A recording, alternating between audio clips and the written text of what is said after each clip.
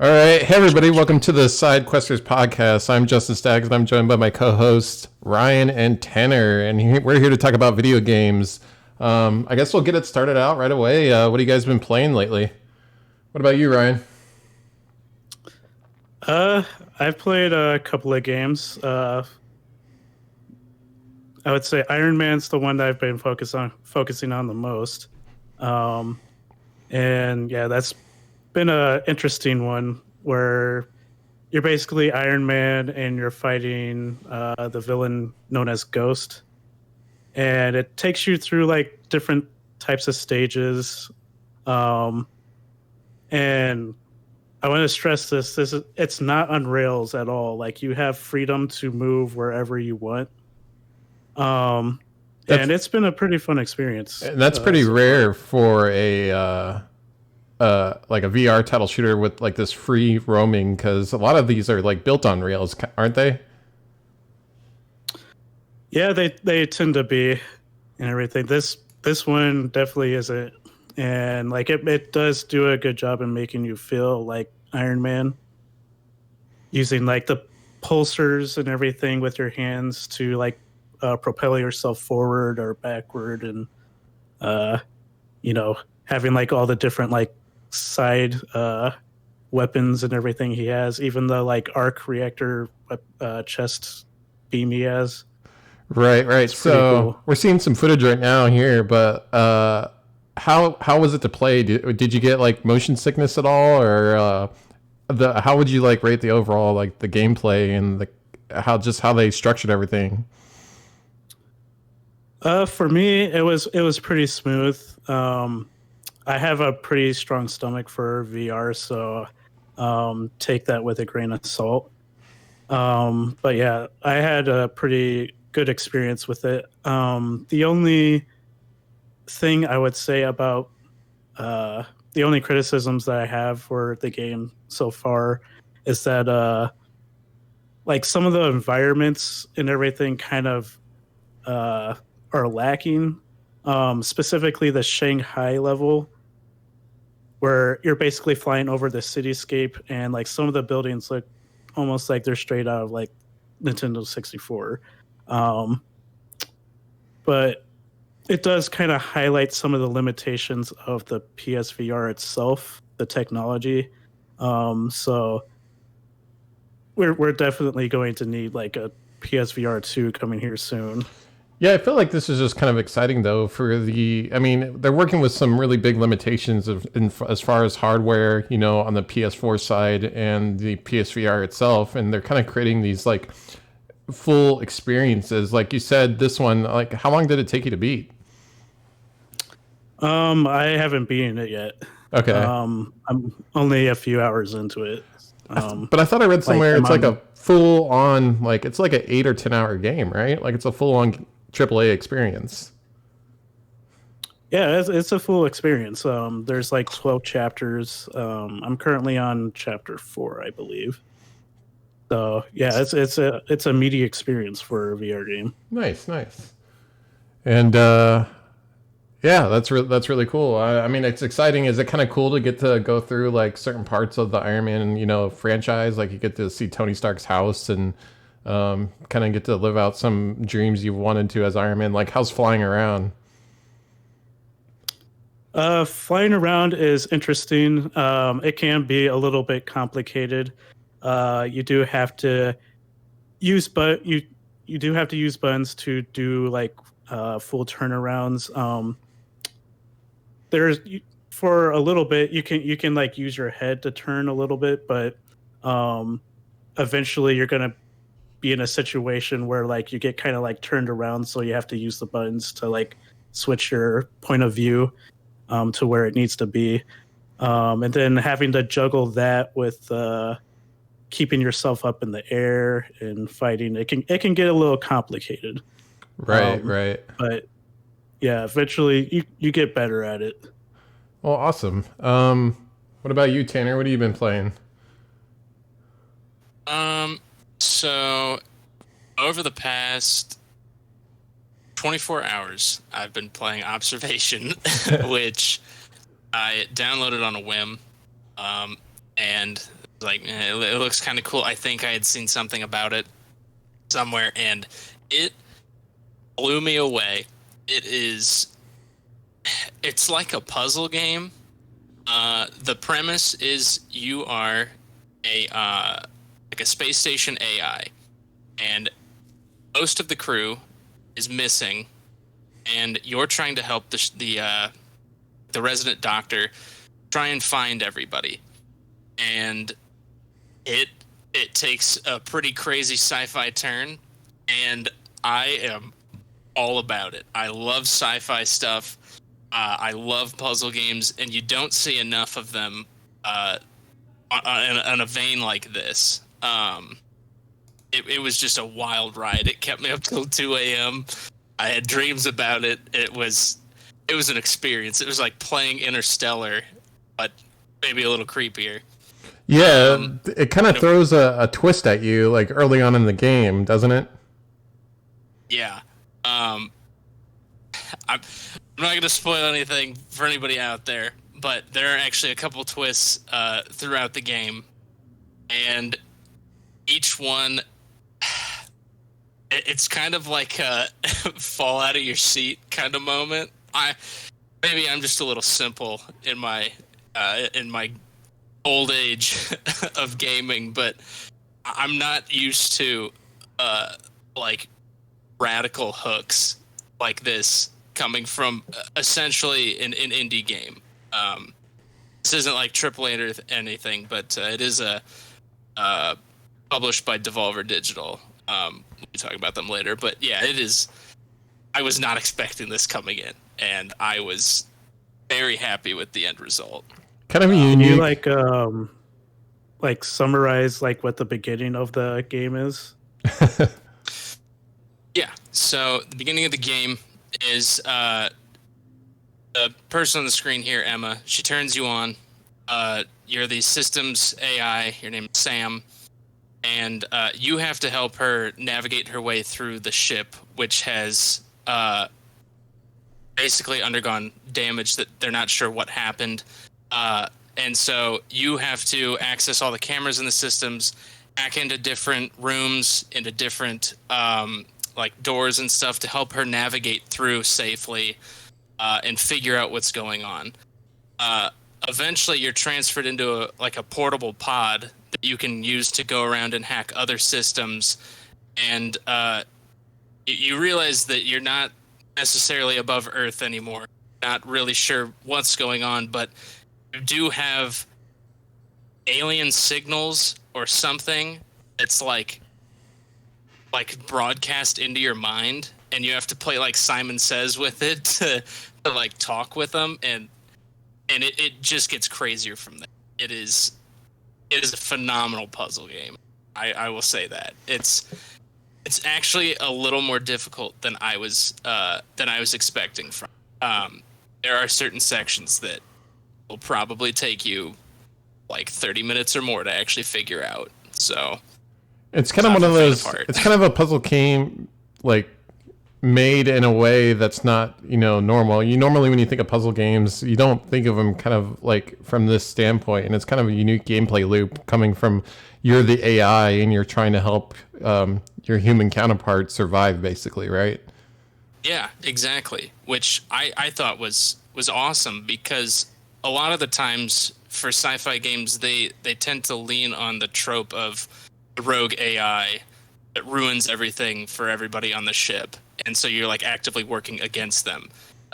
Whereas in this case, you are the AI, and so you can screw these people over if you want, or if you'd rather, you can just help everybody, which is what I did or tried to do. But yeah, it's definitely engaging.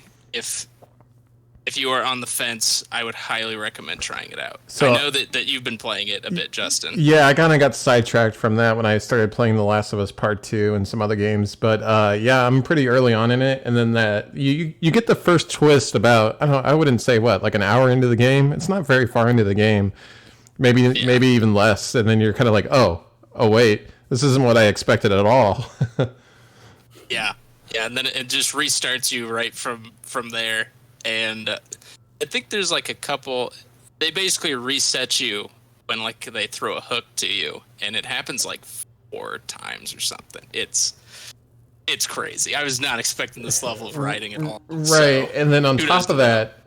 that, this game kind of dips into a few genres that I don't think I was expecting when I started it.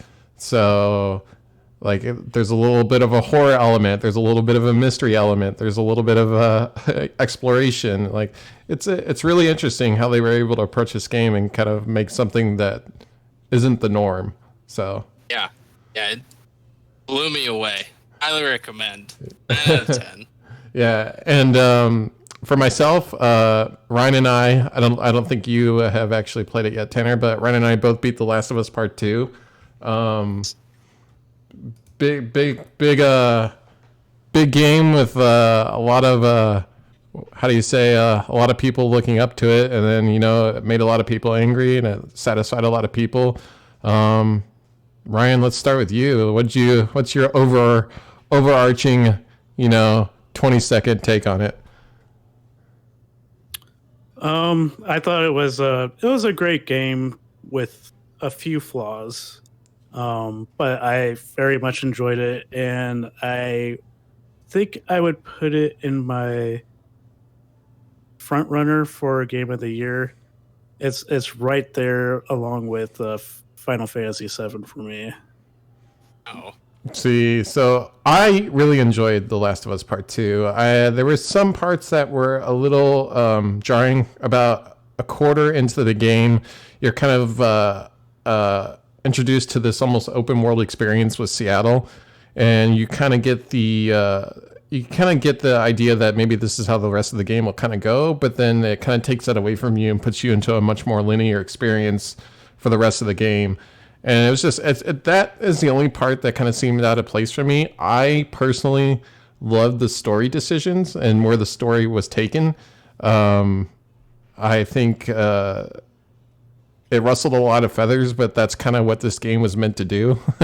I mean, it's a story of revenge, and it's a story of the consequences of your actions and how those your actions affect others in ways that you can't see. And then one of the things I really liked about it is it didn't make everything so black and white, because you're introduced to the antagonist, Abby, but then then later on in the game you actually play Abby, and you get to see everything from her side of the story, and you're kind of like, oh well, she's coming from a place that's equally, if not valid, as where Ellie is coming from. So it's just kind of like this push and shove match of your morals, and it's kind of like the game confuses you. You're like, I don't know who to root for at times, because I like this is just a lose-lose situation overall. So Yeah. Personally,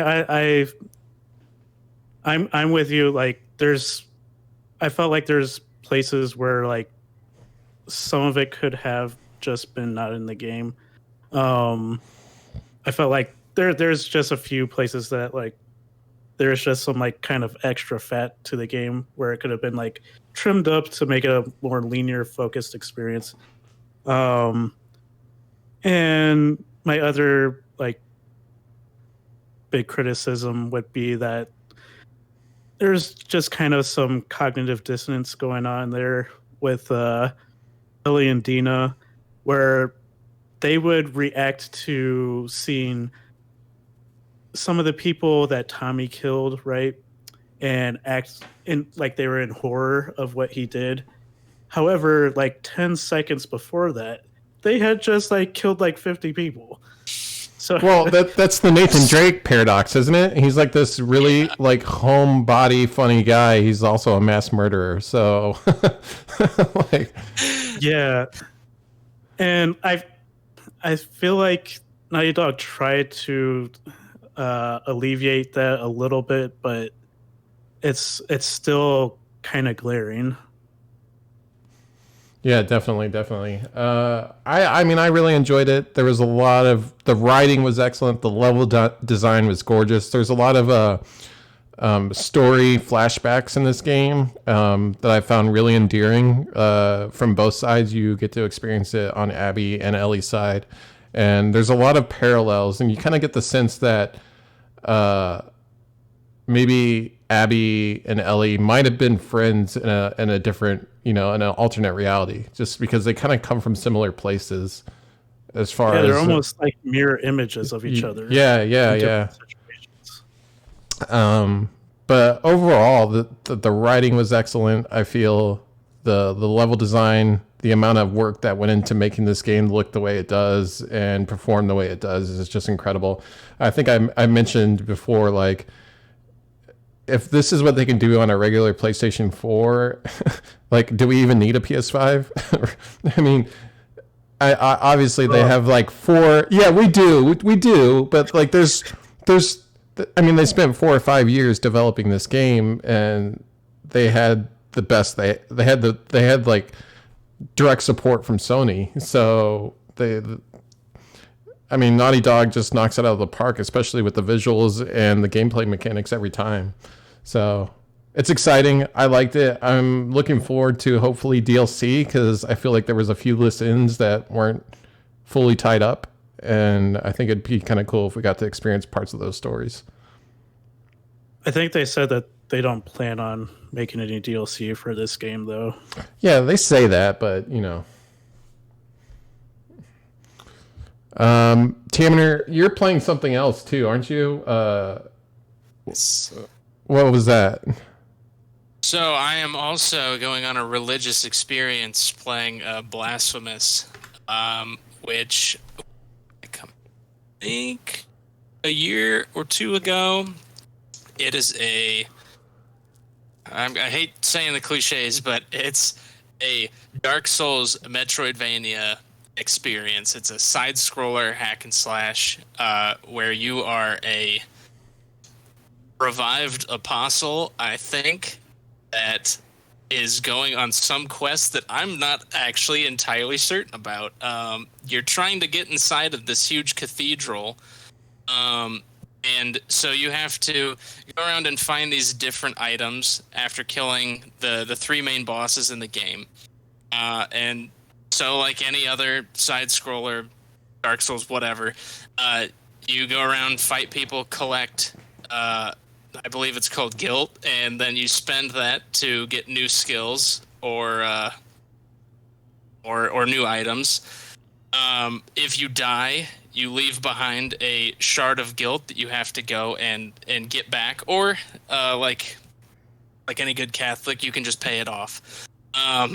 Now, this is one of the more difficult side scrollers that I've played, and I was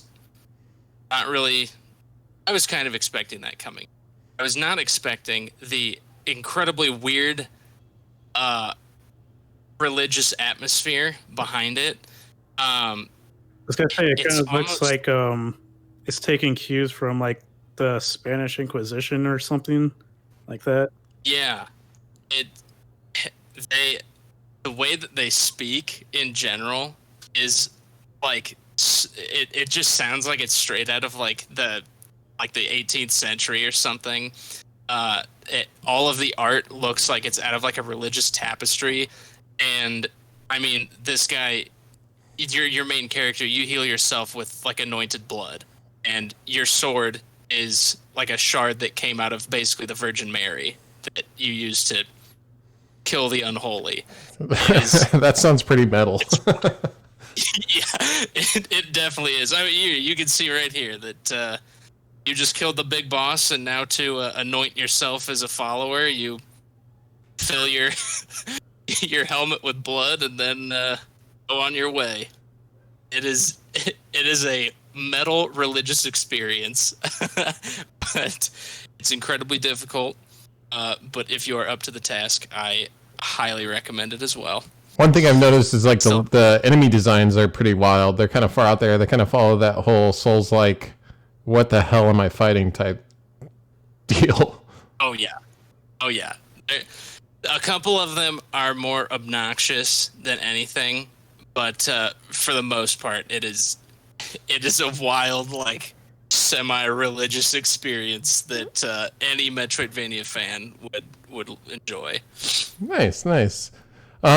So going into a little bit of the news of the week, we got a few stories here. I guess the first one, Ryan, if you kind of wanted to go over it. But yeah, Sony invests about 250 million into Epic Games. Like that kind of came out of nowhere.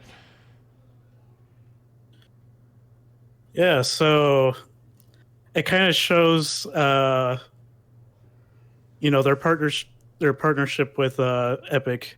When we first got the reveal of the Unreal Engine 5, there was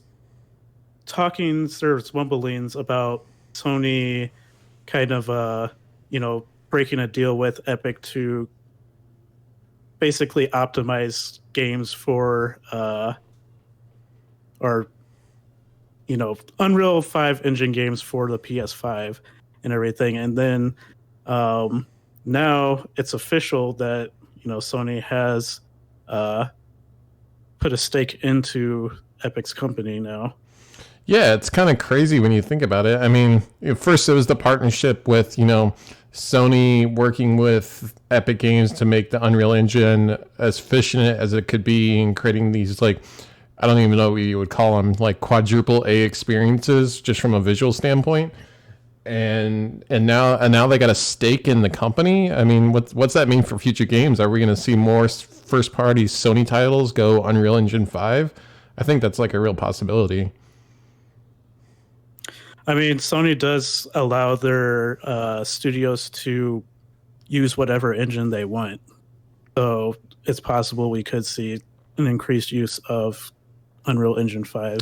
Yeah, but it's kind of also crazy the amount of investment Epic has gotten in for itself, because you got to think about it. They got invested by Tencent Games, so they're kind of owned by those guys, and then they're also now Sony has a minority stake in them now. So it's kind of crazy to see Epic Games evolve from just this company that made Unreal and game engines, and now they're kind of like they're going in with the biggest battle royale title on the planet, which is Fortnite, and they're just kind of pumping out content for that and creating these digital experiences for people. And then on top of this, they're creating engines and working with big corporations like Sony to make game experiences better for all of us. So it's kind of funny to see like the evolution of Epic Games throughout the last 10, 20 years. Yeah, it'll be interesting to see like what exactly they can do to optimize the Unreal Engine 5 games for the PS5. Basically using the PS5's 3D audio and ray tracing features and all that stuff. Yeah, so, and especially they keep touting like the SSD performance, the custom designed SSD that will hopefully, in theory, eliminate most loading times, which would be kind of wild to see, especially when games get bigger and worlds get bigger. It'd be kind of crazy not to have to sit through any loading screens or very little loading screens. Yeah. But going on to the next story of the day, Horizon Forbidden West writer John Gonzalez exit Guerrilla Games. That's kind of big news, right? Definitely. Because he's like the if I'm not mistaken, he is one of the biggest people behind Horizon and developing the overall story arc and where the characters were going and where the story was going. So it's kind of like, it almost feels like losing the captain of your ship almost. And we just got introduced to this game, so it's kind of wondering where this content will go. Obviously, there's so many more people involved, but. Yeah, fortunately, without the captain. Yeah, fortunately, like the story, as far as I know, the story for Horizon Forbidden West is pretty much done. So that's not a worry. But what is a worry is what's going to happen with the third game in this franchise. Like, how is his absence going to impact that story? Or I would say DLC content too, or games are ever evolving, so I know they probably have a lot of the story locked down, but it's kind of an ebb and flow type thing where I'm sure they they constantly, transform the story to better match their storytelling like narrative that they want to tell with the game. But I mean, best of luck. It says here in the article that he wrote over 90% of the main quest in the original game. So the guy had a big influence on the first Horizon. Wild. Yeah. And I'm really looking forward to it because that was, I think, one of the more like fascinating original IPs to come out of this generation. Yeah, I think I would agree with that. Like the story was genuinely interesting, and I remember like watching that first E3 reveal. I remember like dinosaur robots. What? Doesn't make any sense. But I'm all in. And I remember playing the game, and I was like, "How's this all going to make sense? None of this is going to make sense." And then it does, and you're like, "Okay, that's not bad." I stand corrected. So next up on the list, Super Hot Mind Control Delete coming next week for free if you bought the original game. I didn't know this. Did any of you guys play this? I never played the original. Yeah, I did. I played the original and I played the VR version. So which one was better? I personally found the VR version to be the best. Really? It was excellent. It's one of the best VR experiences out there. So, do you know, I didn't get a chance to read up on this article, but is this going to be for PlayStation users as well as PC users? People who are able to get the, I guess, is this like a sequel or like a remaster? So it's a whole new experience and everything with new gameplay. It's not technically a sequel. And anybody who bought the game on PS4, PC, Xbox, whatever, will get basically a free update that will arrive on their system within the next week or so. And that does not include people who may have gotten the game for free in whatever way. But anybody that's bought the game should be getting this new gameplay. Yeah, it's kind of exciting. So I'm assuming it's kind of like almost like an anthology thing where you're getting extra levels and maybe an extension of the gameplay and new and different things. That's what it sounds like, at least. Maybe not an extension of the full story. Did the original have a story, or was it more of just like a gameplay loop type thing? Yeah. Yeah, there was a story behind it. Cool. It starts out pretty simple and gets a little bit more complex as you go. But yeah, it was there. It was entertaining. I feel like it needs to be on my list whenever I get a VR headset. So Definitely. speaking of VR, next on the list, Half-Life Alyx developers want to make a full-scale Half-Life game for consoles. Thoughts on this? Before you get into that, I just wanted to point out that this new Super Hot game, it's not gonna. There's no plans for it to be in VR at the moment. Interesting. We'll get there. I'm sure somebody will mod it, at least on PC or something. Definitely. I mean, Yeah. Especially if the first game sold well, at least the VR version did. So, Yeah, they gave the reason that like it involves a whole different set of like design choices and everything like that to get everything right and stuff. So they just haven't put that time in there yet. right. And everything. So Yeah, but speaking of VR, Half-Life Alyx developers want to make a game for consoles. This is one of those things where, like, I'll believe it when I see it type thing, Yeah. Like Did you guys see the interview that was recently done? I can't remember by who, but somebody did an interview with Valve over all of the IPs that they were working on and then scrapped between their very last release and Half-Life Alyx. And I think it was Jeff Keighley, wasn't it? I think it was. Yeah. Regardless, they did talk about that Half-Life 3 was actually in development that whole time and was scrapped when they started the idea of Half-Life Alyx. And I thought that was super interesting. That they had basically kept quiet on that this whole time, and now they're thinking about basically resurrecting it when faced with such overwhelming support for this game. So, Yeah. So I the mean, interesting thing that I found about this whole thing is that they were scared to make a Half-Life 3 game, so much to the point that they made multiple different games, and just trashed them. And the release of Alex basically allowed them to shake that fear.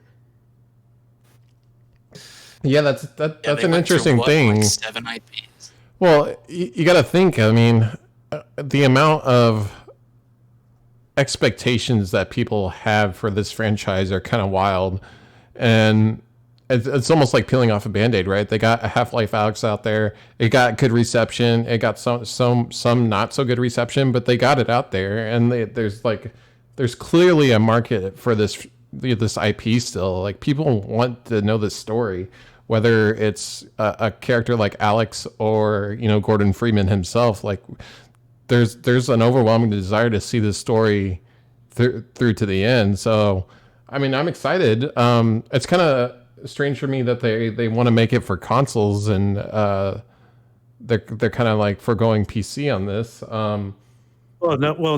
What they mean is like not a VR game, but just Gotcha. Okay. Yeah, I mean, yeah, it'd be exciting. So yeah, so the thing you're talking about, I think it's called Half-Life Alyx Final Hours, and it was by Jeff Keighley. That's what it says here in the article, and then kind of goes over the all the projects that they were working on for like the last 10 years, basically. And it was kind of like the road to Half-Life Alyx, and now that Half-Life Alyx was released, and kind of what the future holds for Valve and company. So Yeah. yeah, Maybe they'll go back and revisit Left 4 Dead. I can only hope. either that or Portal, man. There's so much good stuff. Kidding. I mean, the Portal like co-op game was pretty good, but like I need more. It doesn't fully scratch the itch. No, nothing never does, man. They need to release like another orange box, just completely come out of left field with, Half-Life, Portal, and Left 4 Dead. It's just...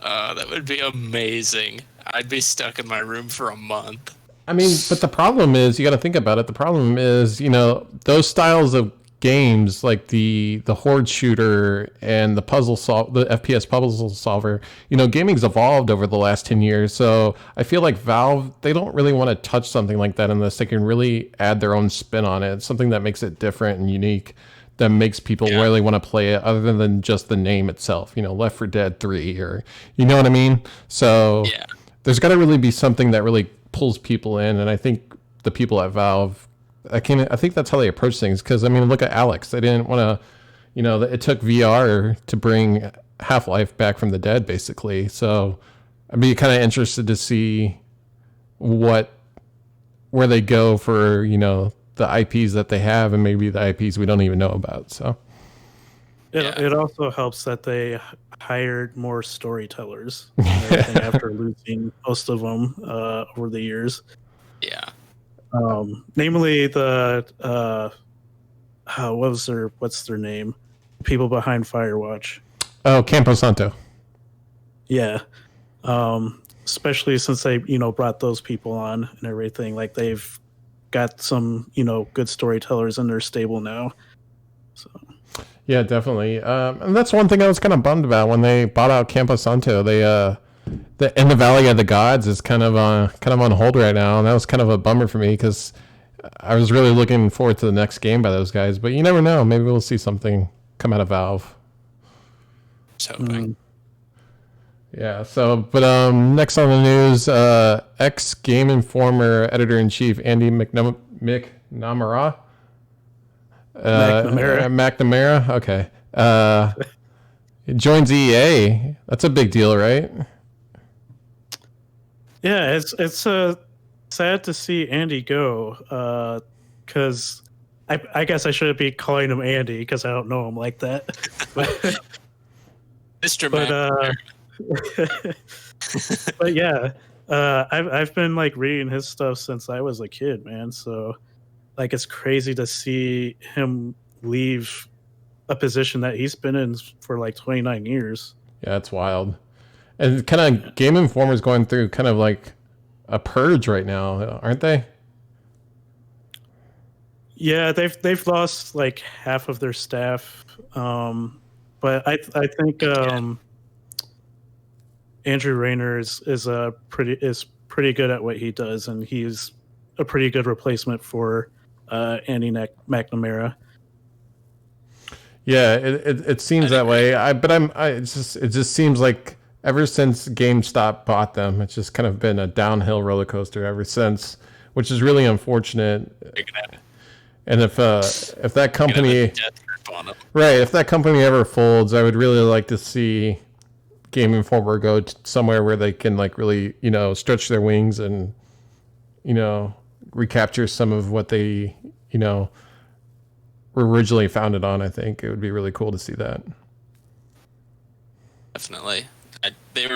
For me, they were like one of the only like gaming journalism hubs that I would consistently read and take stock in, like all the stories that they wrote and all the reviews that they had. Like they were one of the ones that I actually like cared about, and to see them like not really fall apart, but they're starting to like lose staff and all of that. It's sad to see. Well, they grew up on that. They had basically a leader that was just leading them down the drain. I mean, when you got executives and stakeholders and shareholders, it just kind of gets messy. So, but yeah, to kind of say what Ryan said, I think it's in good hands now, and I'm excited to see where it goes in the future. And we wish Andy the best at EA. It's kind of exciting. Maybe he'll be working on some Star Wars projects or something. And I would hope they need to do more with Star Wars. They've sat on that IP so long. But yeah, all right. So kind of going into the main topic of the show today is we got a couple press conferences, I guess you could call them. What are these even called? They're not press conferences. They're like presentations, free for all presentations, because there's no more E3 this year and there's no more rules and nothing matters anymore. So. Exactly. So yeah, we'll start with the Devolver Digital Direct. What do you guys think of this? Well, I'd have to say that like the Devolver Digital Direct being like so far away from like all of the the rest of like what would have been like E3 and everything, all the marketing jargon and everything we would have gone through. There's kind of like a huge kind of gap between that. So I feel like it didn't quite come across as like I don't know, like on the nose or anything like that as it usually does for like the last couple of E3s. I agree. There's nobody out there screaming on stage. I don't know, man. Every time I see one of these shows, I'm like, these guys don't take this seriously at all, and I just want to work for this company. Oh yeah, it's definitely entertaining. It's like they know. It's like they know, but the weird thing is they pump out quality stuff too. So it's not like they're taking it seriously, but they're having fun with it. I love it. Yeah. All of their games are just so like wild and off the wall. I mean, the games coming out or that they showed in their press this time are much the same. They're all just kind of wild, off the wall games. Right. It's just they're supposed to be fun. I mean, I've been playing Serious Sam since the first one came out way back in the day on PC. Just to see this franchise just continue to pump out games and games that are just overall really tight and fun to play. It's just cool, and there's just a lot of different games. One of the big ones, I guess, one of their bigger ones is, I guess, the first one they showcased was Shadow Warrior by Flying Wild Hog, and this is a game. It's like mixing Doom and Serious Sam together, I would say, because you're fighting demons. But it's all absurd, right? But it looks like it runs smooth. I played the first Shadow Warrior. I never did play 2, but it's kind of got the Evil Dead complex, right? So the first one was a little bit more serious, and then the second one it got a little bit more like campy, and then the third one they're just going all out. So I am all about it. I've played both. I beat the first one. I did not beat the second one, but they were just... I didn't really know what I was expecting. I honestly mistook the game for like a strategy game at first, and then I played the first one. I was like, okay, there's no strategy here. I'm just shooting everything, and I love everything I'm seeing. Like it is one of the most violent, like basically comedy games you could play. It's amazing. It just looks wild. It really does. Just from the boss fights, the enemy designs, just everything. It's just like Ninja. It's like Ninja Doom. Basically. One of the other games, I know we talked about it before too, is Carry On, which is basically You're the Thing. That's basically it, right? Yep. So talk about games where you don't usually get to play. We're not usually playing the creature. So this game just looks wild. Yeah, you were the experiment that went wrong, and now you're out to get revenge by eating everybody. It just looks so like it just looks like so violent. It's just like ripping people and things apart. And then did you see the they were interviewing during the conference? They had this like creature just like talking to Phil Spencer. Yeah. When did they first like announce this? Because this has been in the making for a while. Yeah, I think it maybe like over a year ago. At least that's what it feels like to me. Because I feel like they announced this at like E3 2018 or something. Right. And it's just been kind of marinating since then. The thing that like just blows me away is that you got this really campy, like off the wall, we don't take this seriously presentation, and they just pull some like big names. So they just got Phil Spencer in his living room, and then they got what's his name? Yoshida. Yeah, Yoshida just over here, just like he's got the biggest smirk on his face. It's just like he just seems happy to be on this like conference or this presentation. Yeah, that was like It's great to see. I feel like that was like the biggest surprise was seeing Shuhei on this event.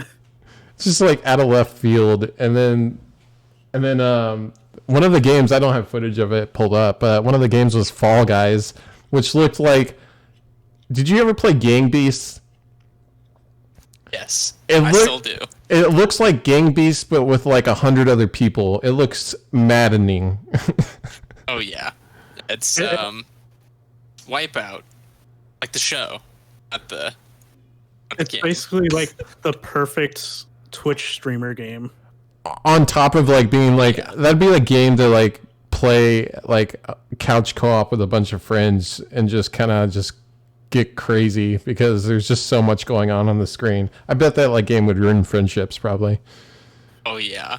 I actually have the beta downloaded on my computer, but I haven't been able to play it any of the test runs that they've been doing. But dude. I was really interested in trying it out. You need to, and when we do the next podcast, you got to let us know how it is. Maybe see if you can capture some like footage or something. I'll try my best. But yeah, and then Homework now. But they announced a bunch of other games too. But like the probably the most bizarre one was the Devolver Land Expo, right? Where you are playing like a Doom guy and you're fighting through the LA Convention Center. At least that's what it looks like. It's like Yeah, it's so, pretty much. it's like their excuse since there was no E3. So like we'll still give you E3, but we'll give you it in the form of a shooter. Like how genius is that? I would expect nothing less from A Devolver. market, they call it a marketing simulator. That's great. I mean that's basically what it is, right? Yeah, yeah, true. It's crazy. And then the other expo that just actually aired today was Ubisoft Forward. And I don't know about you guys, but I feel like we talked about this on the last podcast, but a lot of these like presentations, they just like they feel like duds. They really do. Like we got a lot of good looks at some cool stuff that we'll go over here in a minute, but I don't know. At the end of this like presentation, I was like, okay, what about the other games that we're missing that we haven't heard about in a while, or like that's it? I mean, it's just Felt safe. yeah, it felt really safe. Well, I mean, it's gotta right because Ubi's But Ubi's kind of going through some big changes from the top down. Yeah, I mean, changes that definitely need to happen, but It would have been nice if they would have addressed that at the beginning of the stream. I did see a Twitter post from Ubisoft that said this whole presentation was pre-recorded months ago, so they didn't have any. But like, how hard would it have been to just get like, the president of Ubi in front of a camera to just give a small address to these serious issues that were happening in the company, and They don't deserve a pass on that. right. yeah, They easily could have done that. Right. Yeah, Yeah. totally agree. But as far as the games are concerned, what were some of the better games that you guys were excited for that came out? And they showed more of. Can I just say I'm upset that there was no dance routine for Just Dance? yes, you're allowed to say that. There- I there- was also disappointed. Do you remember like when we would go to E3 and every time we would go to like the Ubisoft booth, it would just be like these poor people looked like they'd been dancing for like 12 hours straight in the middle of the booth. They just look exhausted. Imagine if that was your job. Just dance in front of a bunch of gamers for 12 hours to show off a new game. Especially the Man, that people would in be the exhausting. booths. Like that's gotta be crazy hot. Oh my gosh. I would hope that they like switch out dancers every hour or so. That would be brutal. But we did get a few surprises, and we can talk about those. But we got a little bit more showing of Assassin's Creed Valhalla. What did you guys think of that?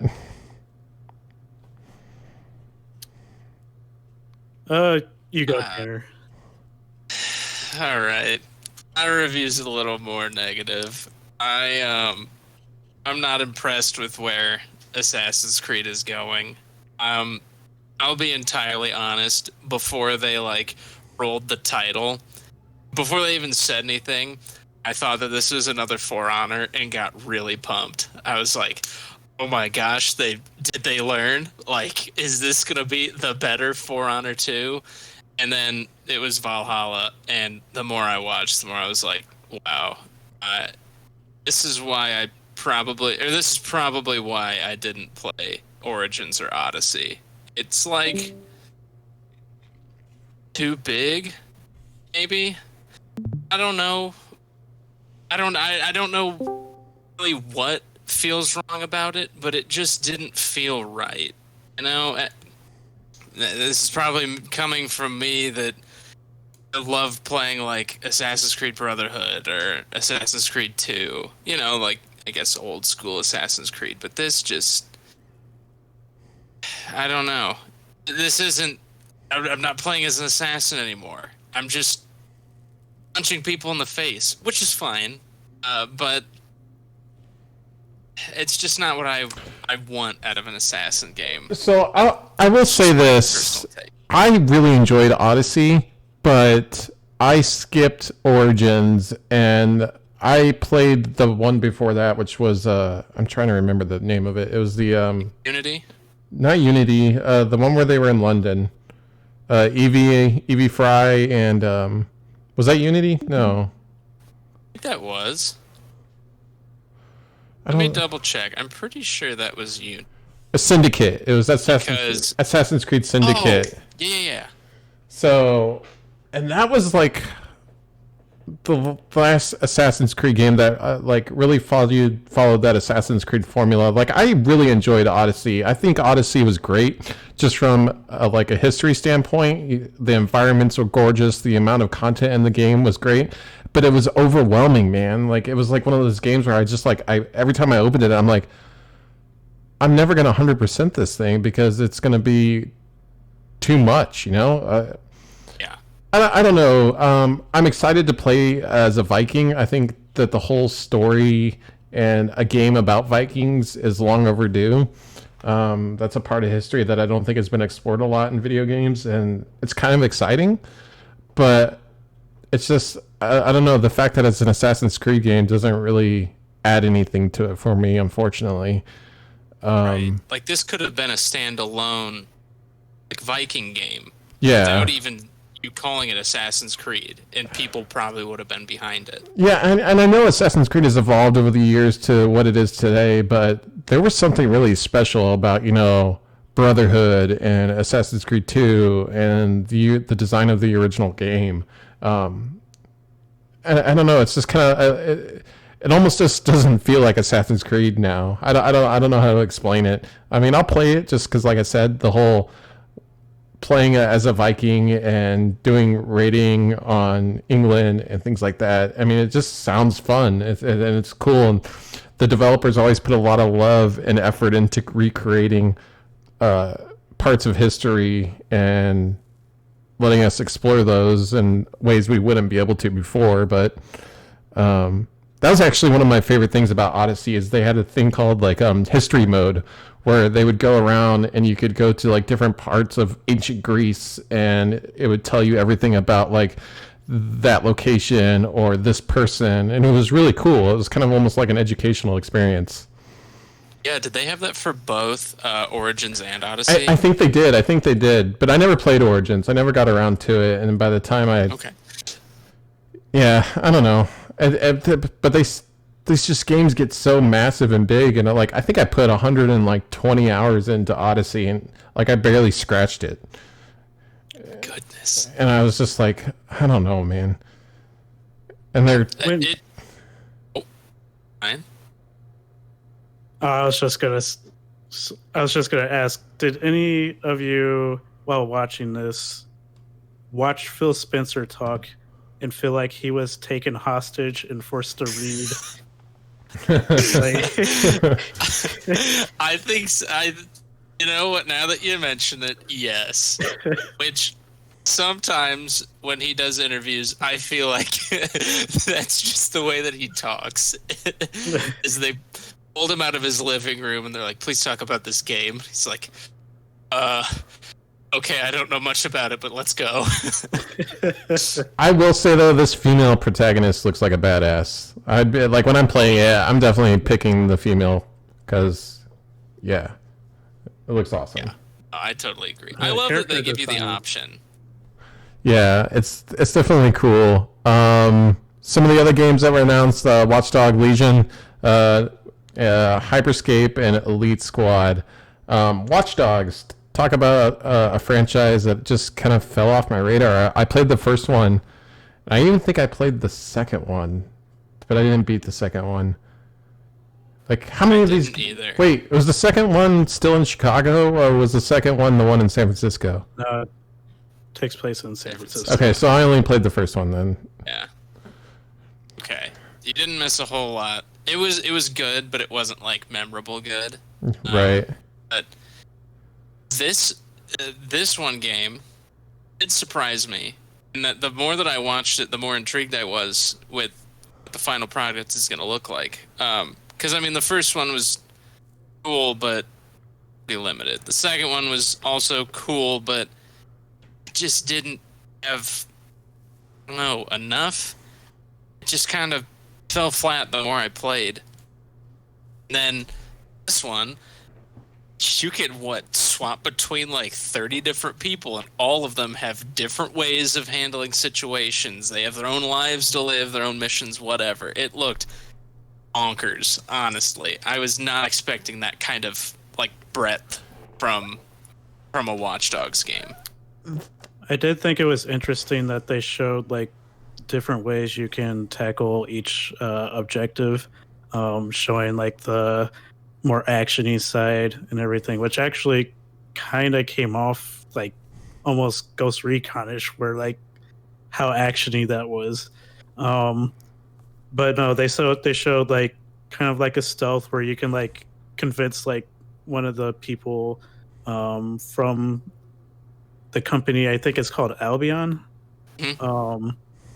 and use that person to sneak into their base and gather intel and stuff, and like, you know, just being able to see like the different routes you can go and everything was interesting, but it just wasn't drawing me, to be honest. Yeah, there's something about it. I don't know. I feel kind of bummed because I feel like at most E3s, Ubi comes out with a few like out of left fielders, like new IPs or kind of stuff that just looks cool, or at least maybe on paper it looks cool, and then when we play it, it's not as great. But it always gives me something to kind of be excited about, and I didn't get that this year, and it could be a product of the whole 2020 where everything's been going like the last 6 months, but I don't know, man. I felt kind of let down. What happened to Beyond Good and Evil? Where was that? Yeah, or Skull and Bones, right? So Yeah. that's the stuff I'm talking about. Like, I saw Skull and Bones for the first time at E3, and I was like, oh man, that looks fantastic. It's like Black Flag, but it's all pirate stuff. That's perfect. That's what I want. And then you see, then you see Beyond Good and Evil, and you're like, this looks great. And then they just kind of fallen off the radar. I honestly think Skull and Bones is most likely dead. And because I remember seeing the reports that like they were having trouble with actually like trying to make the game fun, which is like one of the like biggest problems, right? It's your number one thing in game design. The game needs to be fun. And then I mean, yeah. Sea of Thieves, they did it. Kind of. Took them a while, but they did it. So, And then like how difficult could it be?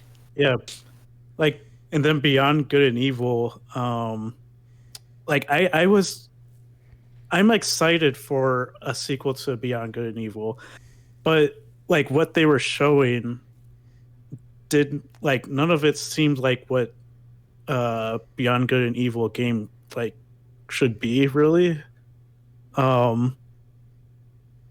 It seemed interesting, don't get me wrong, but like it's not like what I think most people were like hoping to see from a sequel. That's Right. fair. Right. Well, I mean, we got Legions to look forward to. I don't know if I really don't know if I'll play Legion. I might skip it.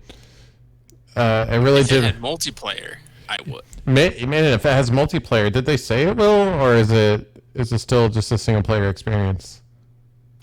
I'm not sure. I think it's still just a single player experience, but if it was multiplayer, that would be Yeah, that would be pretty be cool, tops. especially with the whole being able to play as anybody and just kind of using that system with your friends in a party would be really cool. yeah. But we'll see. And then I guess what you could call their left fielder, which kind of got leaked early, was Far Cry 6, which kind of looks wild, right? That's a real Narcos vibe I'm getting from it. I thought it was gonna be like Breaking Bad, the game, almost, before the whole Yeah. Cuba, like this Cuba-like state thing came into play, right? Mm-hmm. I mean, I thought that the trailer was for like an HBO show at first, so It's extremely well done. Yeah, it's done. It's great. I mean, I'm excited for it because I think where the Far Cry franchise has evolved to and like the direction they're taking, I think it's really smart.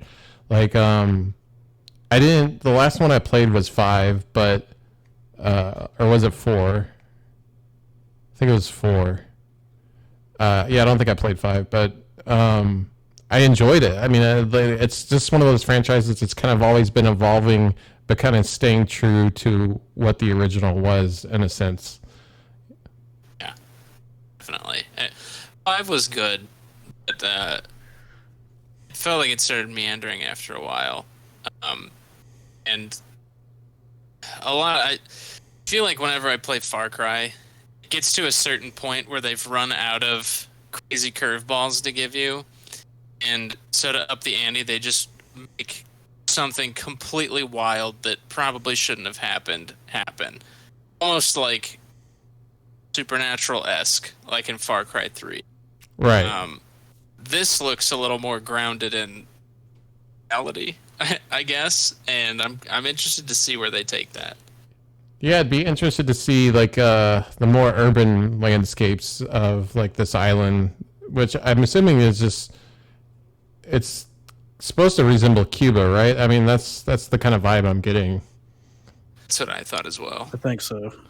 Yeah, with the old like the 50s cars imported in and like the dictatorship, but then you got these big cities like we're seeing here. That'll be kind of a cool, different environment to play in Far Cry than what we're used to, which is more like, nature and like these vast wilderness environments. I'm sure there'll be jungles in this, but I'd be interested to see how they add in the whole cityscapes and things like that. Yeah. I'm definitely pumped. Yeah, for sure. I mean, it looks cool. I mean, the trailer definitely put you on edge. This whole kid holding the grenade type thing. You're like, oh, what a great dad.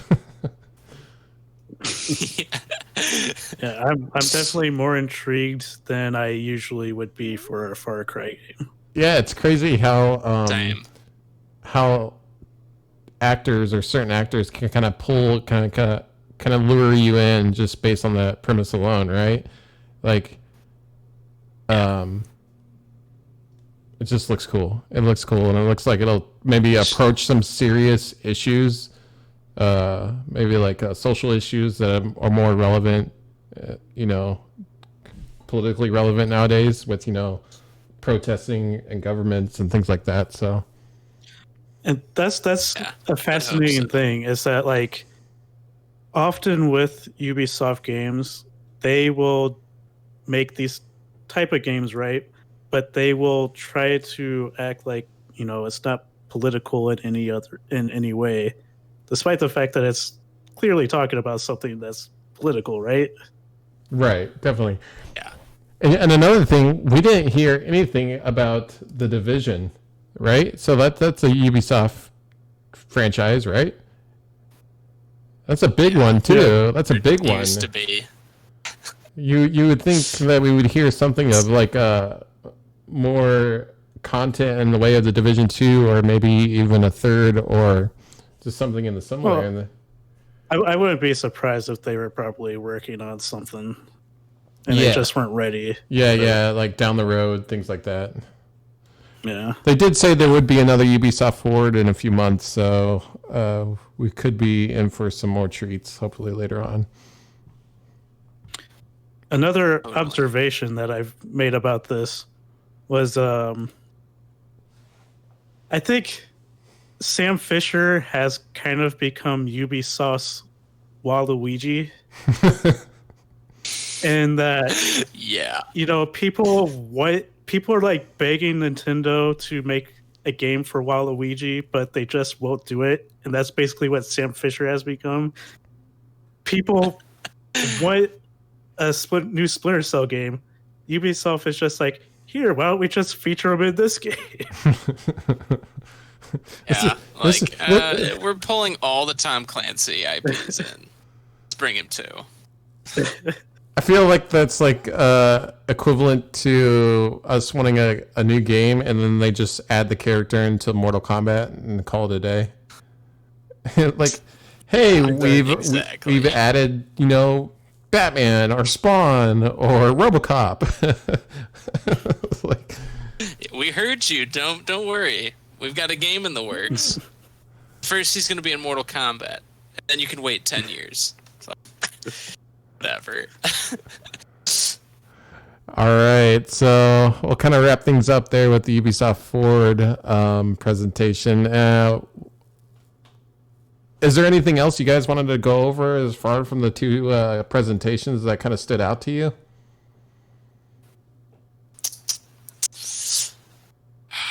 To be quite honest, not a lot stood out to me in these presentations. I was a little let down by the Ubisoft one because, as we said earlier, they played it safe, as I'm sure they wanted to from the beginning, but there weren't any like field games. There wasn't anything crazy that like blew me away. It was just continuations of existing IP, basically. Right.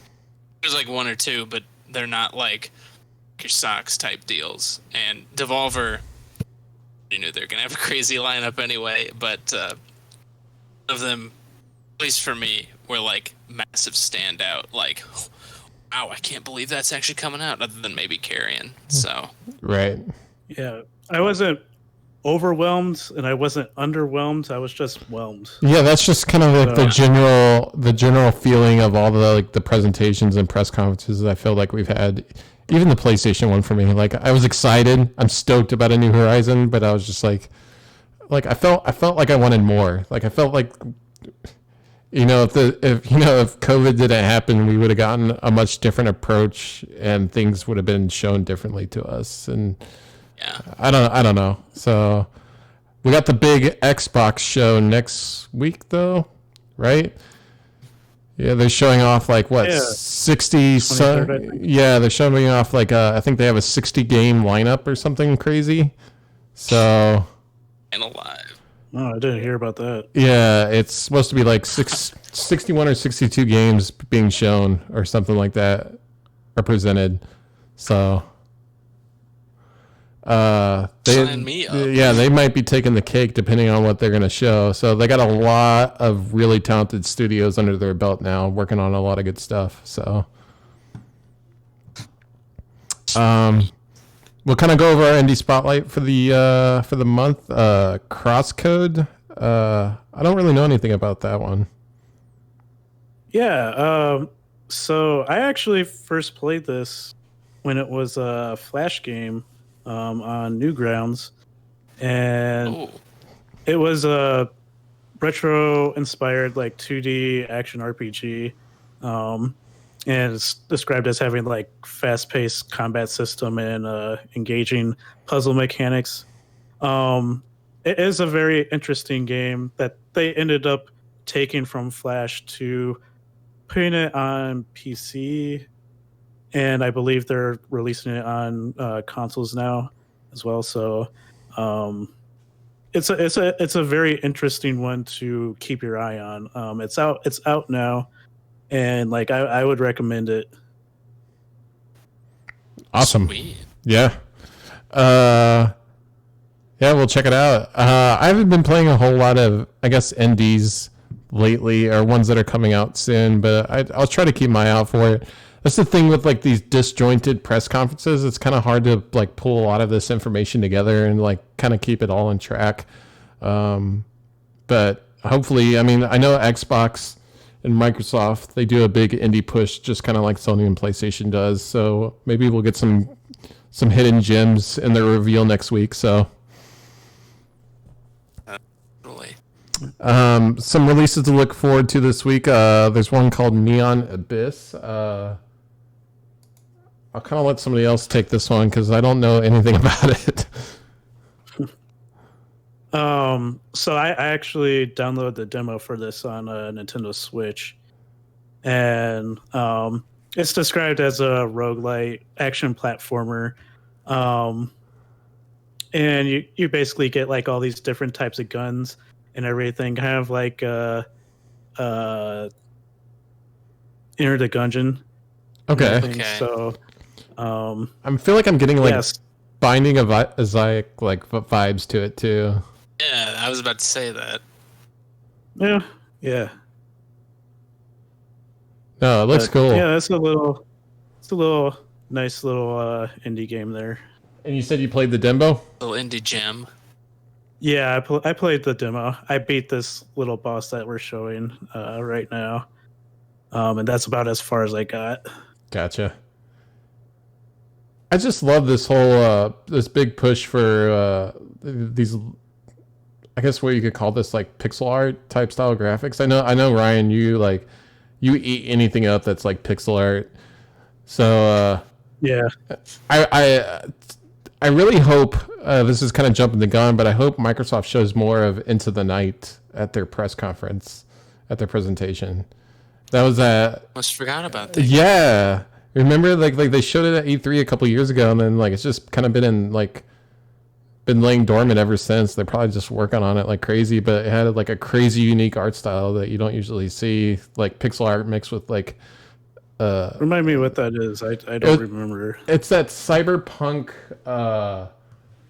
let's see if I can find it. I'll pull it up here. It's I'll pull it up on the screen. Cyberpunk. Like, Oh, do you mean the last night? oh, the last night. That's what it was called. Sorry. Okay. I don't know why I said Into the Night. But yeah. Yeah. E3 2017. Damn. Oh my goodness. That is wild. Yeah, I've been really looking forward to trying that game. I've been like following it for like a while, and like it just kind of went off the radar.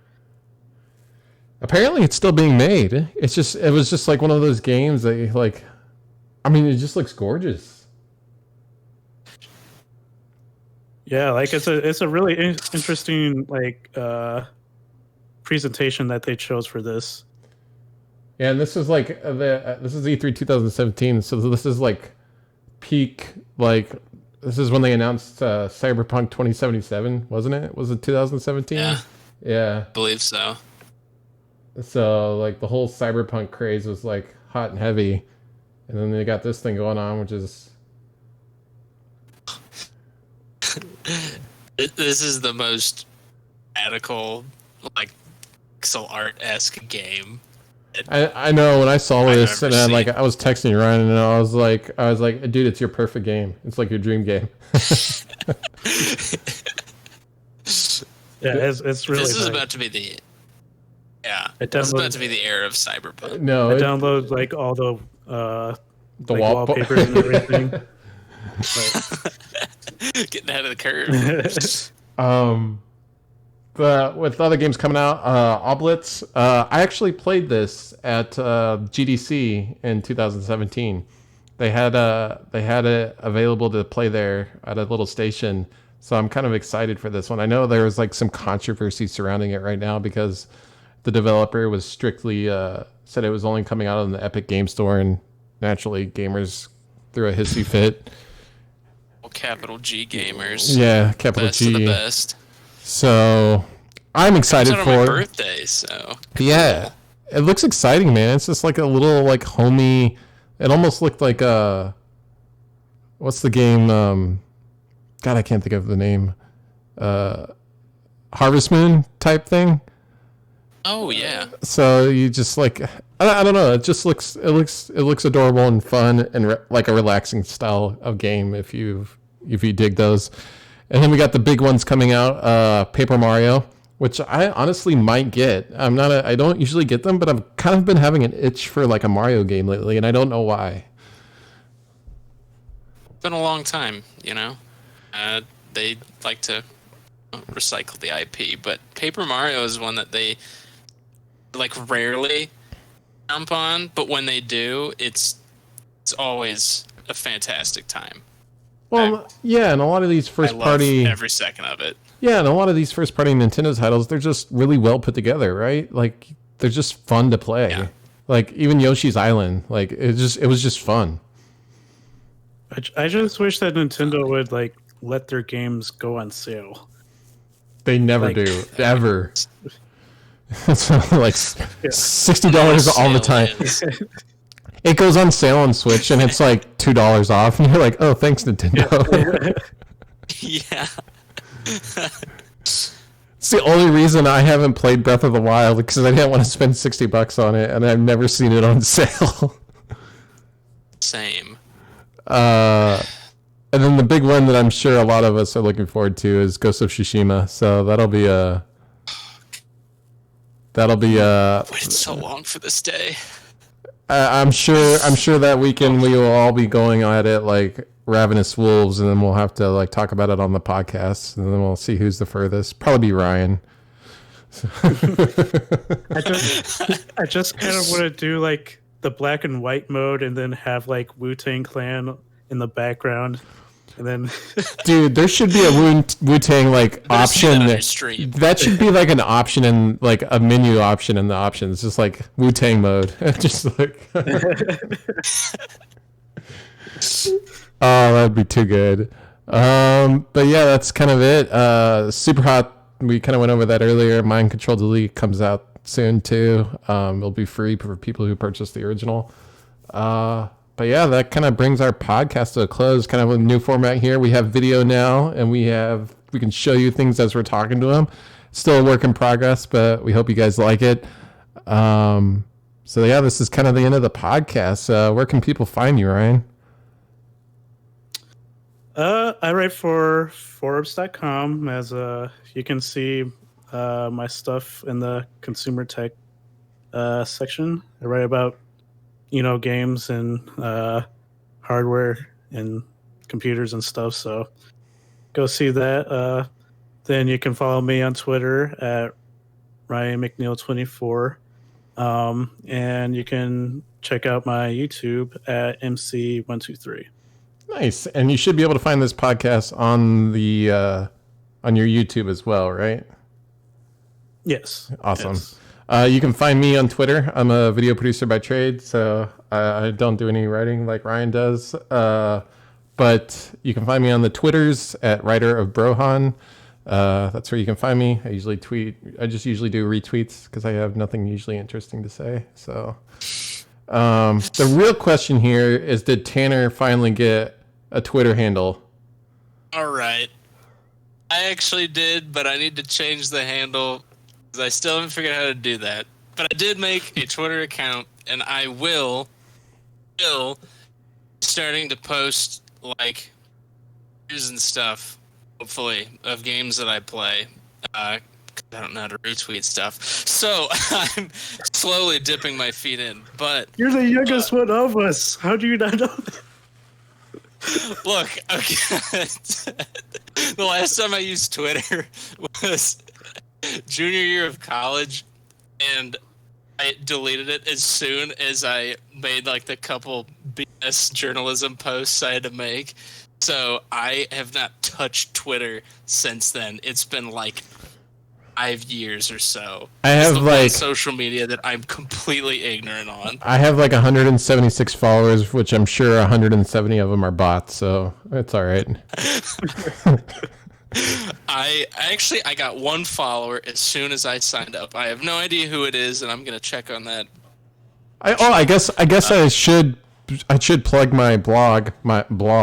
I write about video games at splitscreenarcade.com as well. I'll just kind of post stuff that I find interesting every now and then. Nothing schmancy like Forbes. This man's paying $500 a year to be on Forbes Council, so There we go. hook him up. But we hope you guys enjoyed the side quests. I'll have a legitimate handle later. So you'll have it the next podcast because you want to change it. Yeah, I'll figure it out in the next 2 weeks. Are you too embarrassed by your current handle, or is it not like appropriate? Oh, it's just a ton of numbers. It's stupid. Fix it. I'll fix it. I promise.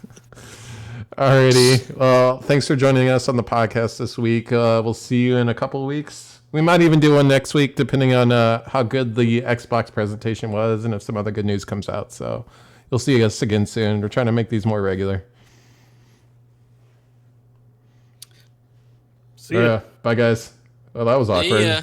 That was really awkward. Yeah. It was. Well, we can't see you, Ryan.